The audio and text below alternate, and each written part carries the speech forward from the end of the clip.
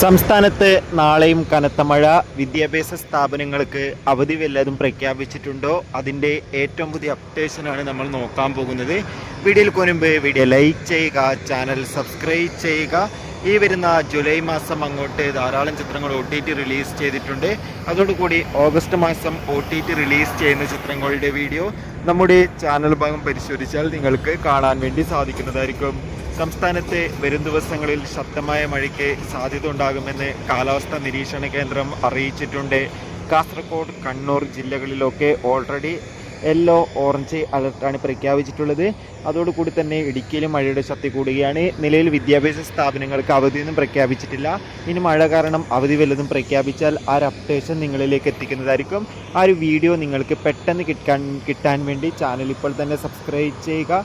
കൂടുതൽ സിനിമാ വാർത്തകൾ, മറ്റു വാർത്തകൾ കിട്ടാൻ വേണ്ടി ചാനൽ ഇപ്പോൾ തന്നെ സബ്സ്ക്രൈബ് ചെയ്യൂ. Bye bye.